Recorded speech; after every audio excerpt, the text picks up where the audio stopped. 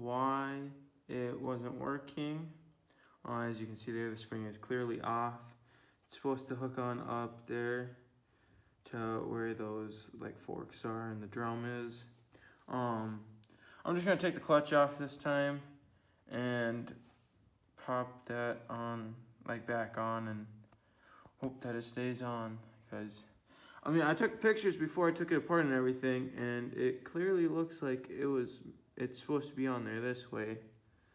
I'm just gonna see what happens.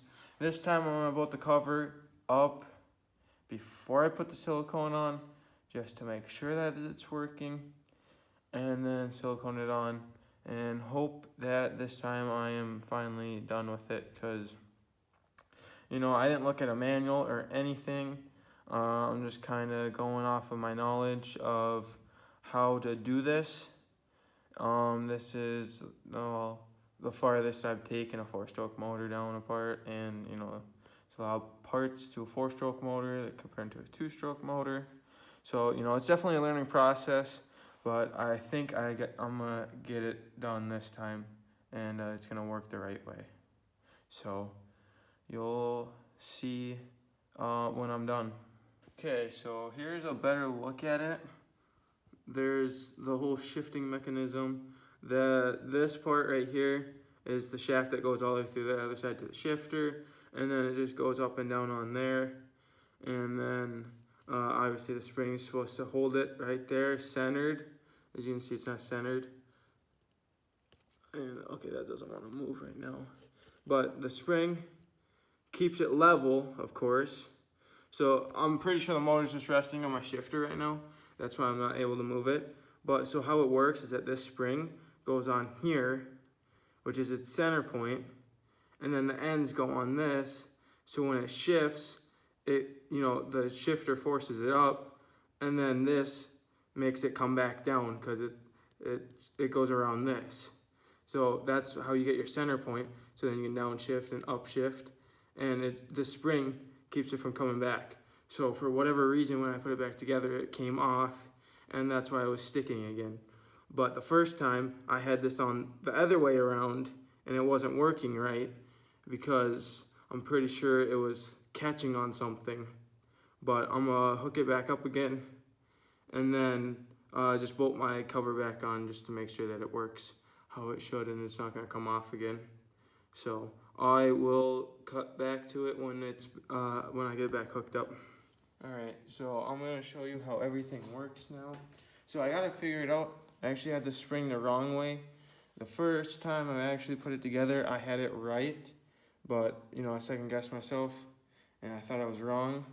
So right now, I believe it's in wait, let's see here. No, I think it's in 5th right now. Yep. So, you know, these ones, you actually have to like spin the transmission a lot to get it to shift. I noticed, so I've been messing with it for a while. So it's in 5th right now. Downshift. It wasn't spinning it right. What is it doing? Okay, 4th, 3rd, 2nd, and then that's 1st. And then shift up into neutral, which is the high spot. It's not moving.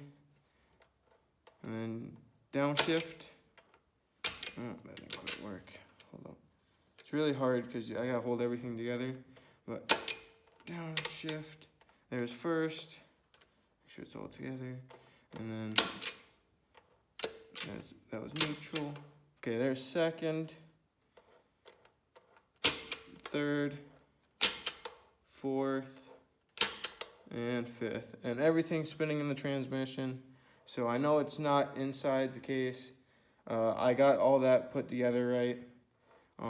And now everything's working.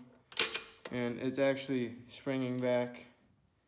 So 4th, 3rd, 2nd, and that is 1st right there. And then shift right into neutral. And so that's actually why like neutral is kind of hard to get into, because you're trying to get the high spot. And you know, when you're rolling, Obviously, it's easier to shift and stuff. Like mine's just sitting here and I'm trying to hold it all together, but that's neutral. If you never knew how it worked, there you go. It's a high spot on your little shift. I don't even know what you want to call that, but it's at the end of your shift drum. And then you got a drum in the inside of the transmission with forks that shift the gears to your transmission, changing the ratios. So that's how it all works. 5 gears plus your neutral. The neutral is the high one, and then all those other, deeper grooves are the gears.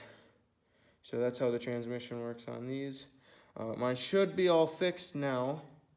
I don't know how I messed that up and missed that the first time, but I'm hoping once I put the case on, it keeps working. So let me just do that, and I'll get back to you guys. Okay, so I finally figured out my whole problem of what's causing it. Okay, so I don't got all the bolts tight, but the cover's on. This bottom corner bolt is loose right there. As you can see, here it is. This bolt right here, loose. This one's tight, and this one's tight. The shifter is right here, that little spot. So this one right next to it. Okay, look. Still got spring. Still shifts. As you can see here. Still shifts. Okay. Let me just tighten this up quick. I'm just gonna, get it a little tight. Okay. It's tight now. Now watch. Sticks.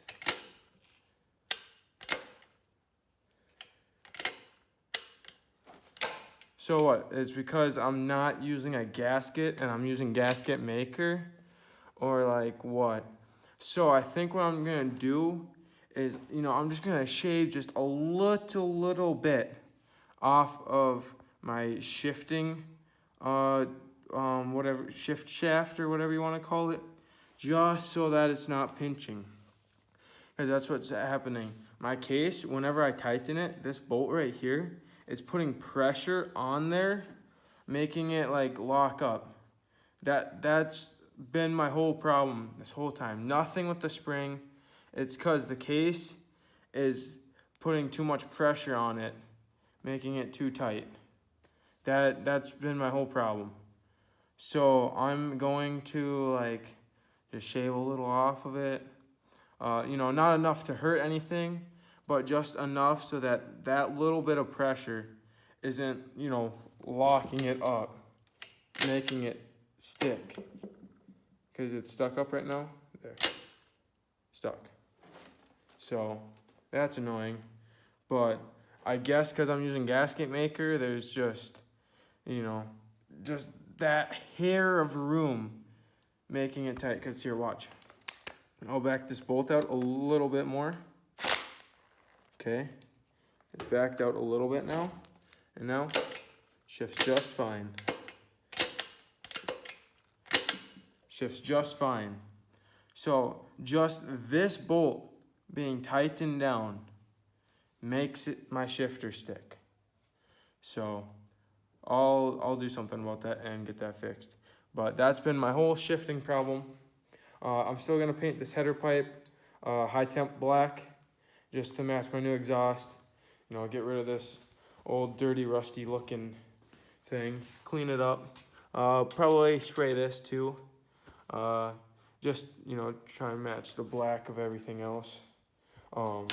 Yep, so just spray that quick, and then I don't know, maybe clean up the motor a little bit, and then I gotta get a new spark plug and put my stator in still, and get my new crush washers for my oil lines, this one and that one down there, and then she'll be ready to rock and roll, and I can start assembly. So yep, there's the update of why it won't shift. It was nothing to do on the inside, it was just part of the case. Just because, see, I bought a gasket kit, but all the gaskets were wrong. And I'm not about to go to the dealership and spend $20 probably just for that gasket when I got gasket maker. So, I'll get it fixed. it'll be just as good, and it'll work as it should. So there you guys go.